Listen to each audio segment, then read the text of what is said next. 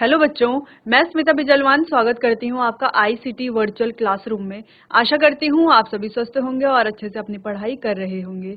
बच्चों, आज हम पढ़ने जा रहे हैं क्लास 6 की साइंस। और क्लास 6 साइंस में हमारा चैप्टर चल रहा था सॉर्टिंग मटेरियल इनटू ग्रुप्स, यानी कि वस्तुओं के समूह बनाना। तो आज हम इसी को ही कंटिन्यू करेंगे। जैसे कि हमने अपने लास्ट लेक्चर में बहुत सारी अलग अलग प्रॉपर्टीज के बारे में पढ़ा था कि क्यों हम मटीरियल्स को ग्रुप करते हैं, अलग अलग उनको क्लासिफाई करते हैं। ठीक है, किस कौन कौन सी जो प्रॉपर्टी है, कौन कौन से जो गुण है उनके आधार पर करते हैं। जैसे कठोरता हो गई, ठीक, इसके अलावा सॉल्युबिलिटी हो गई, दिखावट हो गया। तो ये 3 प्रॉपर्टीज के बारे में हमने पढ़ लिया था, बाकी आगे कंटिन्यू करेंगे आज इसी को ही।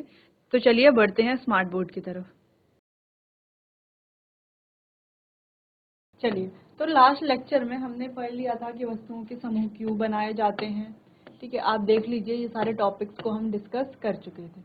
बात कर रहे थे हम अपीयरेंस की, तो अपीयरेंस को भी हमने डिटेल में डिस्कस कर लिया था कि दिखावट के आधार पर हम जो है मटेरियल्स को 2 भागों में बांटते हैं, या हम कह सकते हैं कि 2 ग्रुप्स में क्लासिफाई करते हैं। वो क्या क्या है? एक है जो दिखने में चमकदार होते हैं, यानी कि शाइनी होते हैं, और एक जो शाइनी नहीं होते। तो सिंपली हम इनको मेटल्स और नॉन मेटल्स में डिवाइड करते हैं या कैटेगराइज करते हैं। फिर हमने हार्डनेस की बात की थी, यानी कि कठोरता। अब कठोरता के आधार पर भी हम जो मटेरियल्स हैं उनको 2 तरह से क्लासिफाई करते हैं। एक होते हैं हमारे कठोर जो मटेरियल होते हैं, और एक होते हैं हमारे कोमल मटेरियल। ठीक है, तो बच्चों जो ये कठोर मटेरियल होते हैं इनके क्या प्रॉपर्टी है, या अगर हम कहें कि इनकी डेफिनेशन क्या है, तो ऐसे मटेरियल या ऐसे पदार्थ जिन्हें आसानी से संपीड़ित किया जा सकता है और खरोचा जा सकता है, यानी कि इजीली कंप्रेसिबल हो और स्क्रैच उनमें आसानी से कर दिया जाए, तो उन्हें कहा जाता है कोमल पदार्थ या हमारे सॉफ्ट मटेरियल्स। वहीं कठोर पदार्थ या हार्ड मटेरियल्स की बात करें तो जिन्हें आसानी से न खरोचा जा सकता है, ना ही संपीड़ित किया जा सकता है, तो उन्हें कहा जाता है कठोर पदार्थ। ठीक है, तो एग्जाम्पल हमने देख लिया था। कोमल पदार्थ में कुछ एग्जाम्पल है, जैसे कि रुई है, ठीक है, ऊन है, रबर है, स्पंज है। वहीं कठोर में एग्जाम्पल है जैसे कि लकड़ी है, डायमंड है, लोहा है। तो ये सारे हमारे कैसे होते हैं? हार्ड, यानी कि कठोर पदार्थ होते हैं। फिर लास्ट लेक्चर में हम बात कर रहे थे सॉल्युबिलिटी, यानी कि घुलनशीलता। अब इसके आधार पर भी हम 2 तरह से इनको जो है डिवाइड करते हैं। एक होते हैं हमारे विलय और एक होते हैं अविलय। विलय और अविलय यानी कि विलय यानी कि हम कह सकते हैं जो घुलनशील होते हैं, जो आसानी से घुल जाते हैं। वहीं इनसॉल्युबल यानी कि जो अघुलनशील होते हैं, या अविलय जिन्हें कहते हैं, जो आसानी से नहीं घुलते। जैसे कि अगर हम नमक की बात करें, है ना, सॉल्ट की बात करें, तो नमक को अगर हम पानी में डालते हैं तो वो आसानी से पानी में घुल जाता है। यानी कि ये जो नमक है वो कैसा है? वो पानी में घुल रहा है पूरी तरीके से, यानी कि ये कैसा है? विलय, यानी कि सॉल्युबल है। ठीक है, वहीं बात करें अगर हम पत्थर की, तो वहीं एक गिलास में पानी लेकर के उसमें कुछ पत्थर डाल दिया जाए, तो क्या पत्थर पानी में घुल जाएंगे? नहीं, पत्थर तो पानी में नहीं घुल सकते। इसीलिए ये जो पत्थर हैं, ये जो स्टोन्स है, या कोई कपड़े का टुकड़ा हम डाल लें तो कपड़े का टुकड़ा जो है वो पानी में नहीं घुलता। इसीलिए हम कह सकते हैं कि ये पदार्थ जो पानी में नहीं घुलते उन्हें क्या कहा जाता है? अविलय, यानी कि इनसॉल्युबल मटेरियल्स कहा जाता है। ठीक, तो अब आपको कोई कंफ्यूजन नहीं होगी कि सॉल्युबल क्या होते हैं और इनसॉल्युबल क्या होते हैं। चलिए, तो आपको होमवर्क दिया गया था कि आपको कुछ मटेरियल्स लिखने हैं, 5 जो सॉल्युबल हैं और 5 जो इनसॉल्युबल हैं। तो आप इसमें कोई से भी मटेरियल लिख सकते हैं। आई होप आपने होमवर्क अच्छे से कर लिया होगा। चलिए, अब बात करते हैं डेंसिटी, यानी कि घनत्व की। ठीक है, अब density is mass per unit volume of the substance. तो डेंसिटी को अगर हम बच्चों डिफाइन करें तो डेंसिटी की डेफिनेशन होती है mass per unit volume of the substance, या हम सिंपली कहें density is equals to mass upon volume. ठीक है, तो ये है डेंसिटी का फॉर्मूला। अब ये फॉर्मूला क्या है, ये आप जब हायर क्लासेस में जाएंगे तो इसको डिटेल में पढ़ेंगे, समझेंगे साइंस में। तब आपको बहुत अच्छे से यहाँ पर समझ भी आएगा। लेकिन यहाँ पर अभी फिलहाल ये आपका टॉपिक नहीं है। अभी आपको सिर्फ यहाँ पर इतना ही जान लेना है कि डेंसिटी क्या होती है और इसका फॉर्मूला क्या है। चलिए,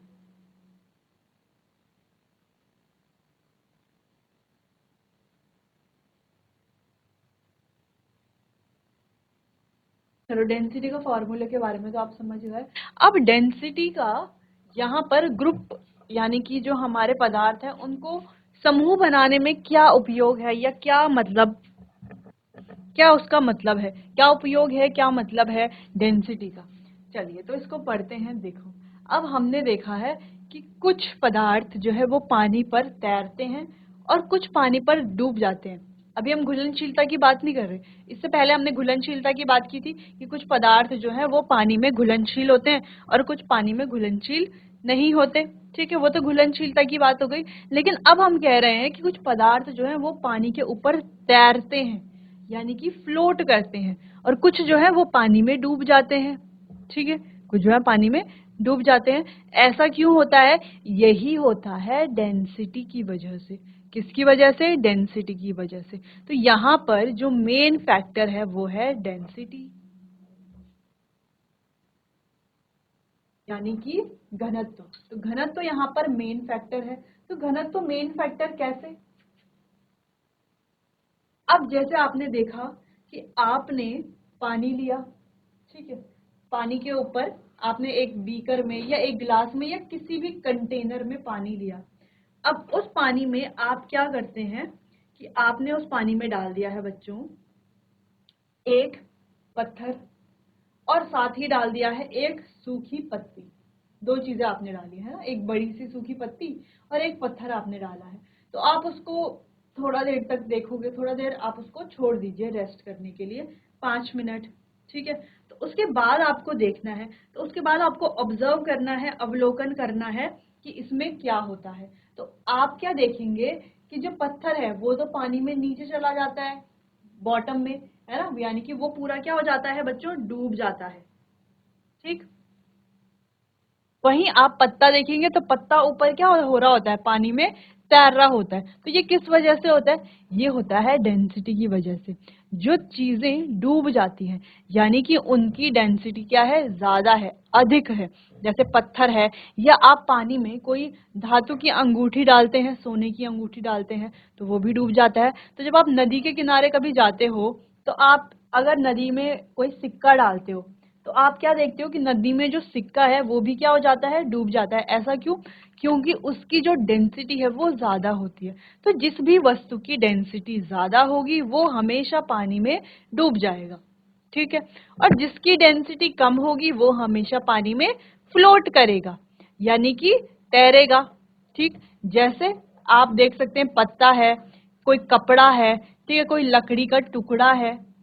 ठीक, तो आप क्या देखेंगे, इनकी जो डेंसिटी है, या कोई कागज आपने डाला है तो आप क्या देखेंगे, ये हमेशा पानी के ऊपर तैरेंगे। या आप कोई प्लास्टिक का कोई रैपर वैसे फेंकना नहीं चाहिए, अगर आप डालते हैं पानी के ऊपर तो आप क्या देखोगे, नीचे नहीं जाता, वो पानी के ऊपर तैरता है। क्यों? क्योंकि उसकी डेंसिटी कम होती है। तो चलिए, तो यहाँ पर मेन पॉइंट यही था कि जिसकी डेंसिटी कम होती है वो हमेशा पानी पर तैरेगा, और जिसकी डेंसिटी ज्यादा होती है वो हमेशा पानी पर डूब जाएगा। तो यही यहाँ पर लिखा गया कि substances having having higher density, यानी कि डेंसिटी यानी कि घनत्व, जिनका घनत्व हायर यानी कि ज्यादा होता है वो क्या हो जाती हैं, सिंक यानी कि डूब जाना, वो डूब जाती हैं। और जिनका लोअर डेंसिटी होती है यानी कि घनत्व कम होता है वो क्या करते हैं बच्चों, फ्लोट करते हैं यानी कि तैरते हैं। कहाँ पर? पानी पर। फिलहाल पानी की बात हो रही है। जैसे आपने पानी में तेल डाला होगा, है ना, तो तेल को आप कितनी भी घुलने की कोशिश करते हो तो तेल क्या पानी में घुलेगा तो नहीं, तेल हमेशा पानी के ऊपर रहता है। ठीक है, तो ऐसा क्यों होता है, सोचिए जरा इस बारे में।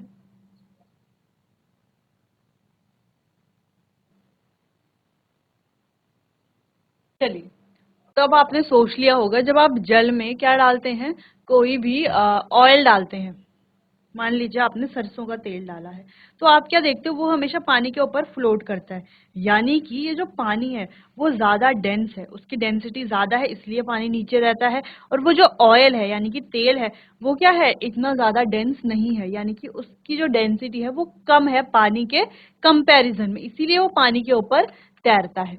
ठीक है, तो आप सिंपली समझ गए हैं, जो पानी में तैरता है उसकी डेंसिटी कम है, और जो पानी में डूब जाता है उसकी डेंसिटी ज़्यादा है। अगर हम पानी से कंपेयर करें, तो पानी से अगर कंपेयर करें तो जो पानी में डूब जाते हैं उनकी डेंसिटी पानी से ज्यादा होती है। ठीक है, और जो तैरते हैं उनकी डेंसिटी कम होती है। तो यहाँ पर कुछ एग्जाम्पल हैं, जैसे लीव्स है, क्रॉक्स है, ये पानी पर क्या करते हैं, फ्लोट करते हैं। जबकि रॉक्स यानी कि पत्थर है या कोई कॉइन है, कोई सिक्का है, तो ये पानी में क्या कर जाएंगे बच्चों, सिंक कर जाएंगे। तो यहाँ पर वही, डेंसिटी अगर ज्यादा है तो जो हमारा पदार्थ है, कोई भी सब्सटेंस है, वो डूबेगा। डेंसिटी अगर कम है तो कोई भी पदार्थ जो हमारा है वो हमेशा तैरेगा। ठीक है, तो यहाँ पर दो इम्पोर्टेंट पॉइंट हो गए हैं। अब यहाँ पर हमने एक बड़ा सा बीकर लिया है, ये है बड़ा सा कंटेनर, इसमें डाल दिया है पानी, और इसमें हमने डाली है बहुत सारी चीजें, जैसे कि अंगूठी, सिक्का, स्टोन, पत्ता, कपड़ा, पेपर, पेंसिल, तो इतनी सारी चीजें हमने इसमें डाल दी है। तो आप क्या देख पा रहे हो, कुछ चीजें देखो कंटेनर के बॉटम में है, यानी कि सबसे नीचे पेंदे पर हैं। ठीक है, यानी कि उनकी डेंसिटी ज्यादा है, और कुछ जो है ऊपर की तरफ है, सिर्फ ऊपर है, फ्लोट कर रही है ना, तैर रही है। फ्लोट करना यानी कि तैरना, तो इसका मतलब क्या है, इनकी डेंसिटी कम है बच्चों। चलिए, तो ये दो मेन चीजें डेंसिटी के अंडर जो हमने पढ़ी, हायर डेंसिटी और लोअर डेंसिटी, यानी कि जो वस्तुएं हैं वो उनका तैरना और डूबना। तो तैरेंगी कौन, जिनकी डेंसिटी कम होगी, और डूबेंगी कौन, जिनकी डेंसिटी ज्यादा होगी, यानी कि घनत्व ज्यादा तो डूबना, घनत्व कम तो तैरना। चलिए, तो बच्चों इसको नोट कर लीजिए, फिर आगे बढ़ते हैं।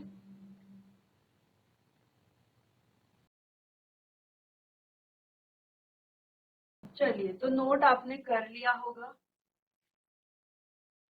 अब आगे बढ़ते हैं, तो यहाँ पर डायग्राम देख करके आप देख लीजिए, तो कुछ चीजें जो है वो पानी में फ्लोट कर रही हैं, यानी कि तैर रही है। ठीक है, यहाँ पर लिखा जाएगा फ्लोट करना यानी कि तैरना। तो कौन तैर रहा है, जिनकी डेंसिटी क्या है, कम है, तो कम हम इस तरीके से साइन से दिखाते हैं। पर यहाँ पर कौन डूब रहा है, जिसकी डेंसिटी ज्यादा है, यानी कि डूबना। डूब कौन रहा है, जिसकी डेंसिटी ज्यादा है। चलिए, तो डेंसिटी वाला फैक्टर यहाँ पर आ जाता है। बाकी आप समझदार हैं, आप समझ चुके हैं कि जो पानी पर क्या कर रहे हैं, फ्लोट कर रहे हैं, और कुछ क्या कर रहे हैं, पानी पर डूब रहे हैं। तो ऐसा क्यों हो रहा है, डेंसिटी की वजह से हो रहा है। चलिए, तो इतना पॉइंट तो क्लियर है।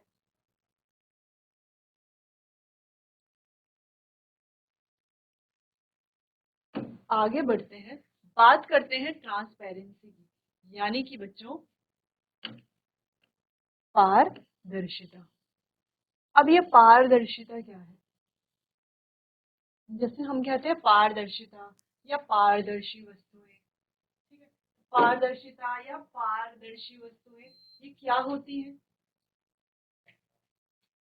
चलिए, अगर आपसे कहा जाए कि आपको छुपना है ना, तो आप कहाँ पर छुपना पसंद करेंगे। आपके पास तीन ऑप्शन है। ठीक है, तीन ऑप्शन है। तीन ऑप्शन में क्या क्या है, पहला ऑप्शन है एक ऐसा दरवाजा, तीन दरवाजे हैं, तो आपको कहा जाएगा आप तीनों दरवाजे में से कौन से दरवाजे के पीछे छुपना चाहेंगे। ठीक है, तो ये है एक कांच का दरवाजा। ठीक है, एक कांच का दरवाजा है इस तरीके से कुछ।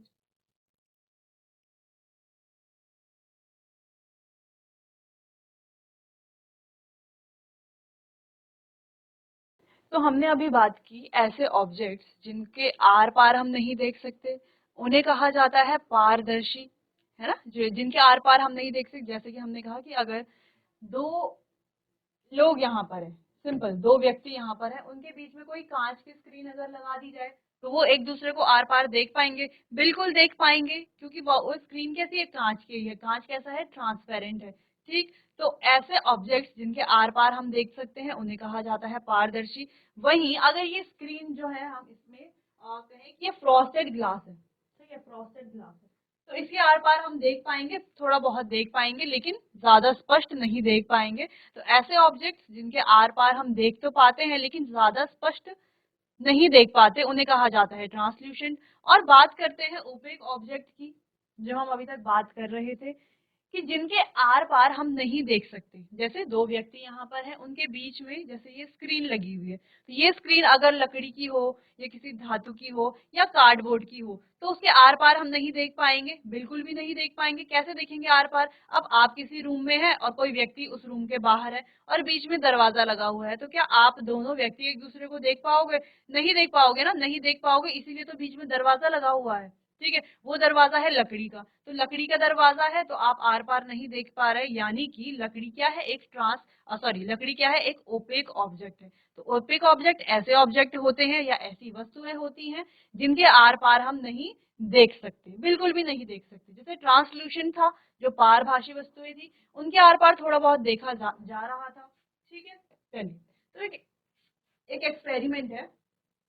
हमने तीन ऑब्जेक्ट्स लिए, एक ट्रांसपेरेंट है, एक ट्रांसल्यूसेंट है और एक ओपेक है। अब हमें कैसे पता चलेगा कौन सा ट्रांसपेरेंट है, कौन सा ट्रांसल्यूसेंट है और कौन सा ओपेक ऑब्जेक्ट है? हम करेंगे एक छोटा सा एक्सपेरिमेंट। हम क्या करेंगे, कोई सोर्स लेंगे, लाइट सोर्स यानी कि लाइट का कोई स्रोत, यानी कि जिससे लाइट दी जाती है। ठीक है, जैसे हमने यहाँ पर एक टॉर्च ले ली है। अब टॉर्च को हम ट्रांसपेरेंट ऑब्जेक्ट के आर पार क्या करेंगे, जलाएंगे। ठीक है, टॉर्च ऑन करेंगे, तो यहाँ से देखो जितनी लाइट यहाँ से जाएगी उतनी ही लाइट यहाँ से भी बाहर आएगी। ठीक है, यानी कि जितनी लाइट हमने ऑब्जेक्ट पर डाली उतनी ही लाइट ऑब्जेक्ट ने पास की, यानी कि जो भी हमारे वस्तु थी जिस पर हमने लाइट डाली उतनी ही लाइट उसने पास की है। यानी कि ऐसी वस्तुएं जो पूरी लाइट पास कर रहे हैं अपने आर पार, उन्हें कहा जाता है ट्रांसपेरेंट। अब ये जो ट्रांसपेरेंट है, जो अपने आर पार पूरी लाइट पास कर रहे हैं, इनके आर पार भी हम देख सकते हैं। वही बात करते हैं दूसरे ऑब्जेक्ट की, जिसके आर पार हमने बहुत सारी लाइट्स तो डाली, लेकिन इसने अपने पार जो है कुछ ही लाइट को अलाउ किया, यानी कि कुछ ही लाइट जो थी इसके आसपास आर पार हुई, यानी कि सारी लाइट इसके आर पार नहीं हुई। देखो यहाँ से तो इतनी सारी लाइट की रेज आ रही है, लेकिन यहाँ से देखो कुछ ही रेज बाहर निकल रही है। यानी कि ऐसे ऑब्जेक्ट या ऐसी वस्तुएं जिन पर हम लाइट डालते हैं लेकिन कुछ ही लाइट पास होती है, सारी लाइट पास नहीं होती, उन्हें कहा जाता है ट्रांसल्यूसेंट यानी कि पारभाषी वस्तुएं। तो ऐसी वस्तुएं जिनमें कम लाइट पास होती है, यानी कि उनके आर पार थोड़ा बहुत देखा जा सकता है लेकिन स्पष्ट रूप से नहीं देखा जा सकता, तो उन्हें कहा जाता है बच्चों ट्रांसल्यूसेंट ऑब्जेक्ट। अब बात करते हैं ऐसे ऑब्जेक्ट जिनके आर पार हम लाइट बिल्कुल भी पास होते हुए नहीं देखते। जैसे ये ऑब्जेक्ट यहाँ पर रखा हुआ है, इसके आर पार देखो, इस पर हम बहुत सारी लाइट यहाँ से डाल रहे हैं, बहुत सारी लाइट की रेज आ रही है, लेकिन इसके आर पार लाइट नहीं हो रही है ना, इसके पार जो है कोई भी लाइट इससे पास नहीं हो रही। तो ऐसे ऑब्जेक्ट जिनसे कोई भी लाइट पास नहीं होती उन्हें कहा जाता है ओपेक ऑब्जेक्ट, यानी कि अपारदर्शी वस्तुएं। तो ऐसी वस्तुएं जिनसे कोई लाइट पास नहीं होती, ना ही हम उनके आर पार देख सकते हैं, उन्हें कहा जाता है अपारदर्शी वस्तुएं। चलिए, तो यहाँ पर क्लियर है कि पारदर्शी कौन सी है, अपारदर्शी कौन सी है और पारभाषी कौन सी है। तो ट्रांसपेरेंट यानी कि जो हमारी पारदर्शी वस्तुएं होती हैं, ये हमेशा हमें याद रहती हैं। तो यहाँ पर कुछ बहुत सारे एग्जांपल्स हैं, ये आप नोट कर सकते हैं। बात आती है ओपेक ऑब्जेक्ट की, यानी कि जिनके आर पार कोई लाइट पास नहीं होती, ना ही हम इनके आर पार देख सकते हैं। तो ये भी बहुत सारे हो गए। जैसे अगर हम बात करें लकड़ी की, लकड़ी का कोई दरवाजा है या कोई कार्डबोर्ड है, ठीक है, तो क्या इसके आर पार हम देख सकते हैं? नहीं देख सकते, तो ये क्या हो गया, एक ओपेक ऑब्जेक्ट है। चलिए, तो पारदर्शी और अपारदर्शी तो आपको याद रहेंगे हमेशा, लेकिन ये जो पारभाषी है बीच में, ये जो ट्रांसल्यूसेंट ऑब्जेक्ट्स है, ये थोड़ा सा बच्चों कंफ्यूज इसमें होते हैं। तो इसके लिए आपको इसके जो एग्जाम्पल्स है ये नोट कर लेने हैं और इनकी डेफिनेशन भी अच्छे से आपको समझ लेनी है। तो बच्चों, हमारा जो चैप्टर है सॉर्टिंग मटेरियल इनटू ग्रुप्स, यानी कि वस्तुओं के समूह बनाना, तो आज हमने ये चैप्टर कर लिया है समाप्त। हमने इसके सारे टॉपिक्स भी कवर कर लिए हैं। ठीक है, सारे टॉपिक्स को डिटेल में हमने पढ़ लिया है। अब आने वाले अगले सेशन में हम इसे क्वेश्चन आंसर्स करेंगे, जहां पर हम कुछ एमसीक्यू टाइप क्वेश्चन, कुछ शॉर्ट आंसर टाइप क्वेश्चन, कुछ लॉन्ग आंसर टाइप क्वेश्चन, कुछ एनसीईआरटी के क्वेश्चंस को करेंगे, जिससे कि अगर चैप्टर के बीच में किसी टॉपिक के बीच में आपको कोई कंफ्यूजन है तो वो क्वेश्चन आंसर से दूर हो जाएगी। ठीक, चलिए बच्चों, तो मिलते हैं अपने आने वाले अगले सेशन में। तब तक के लिए आपका बहुत बहुत धन्यवाद।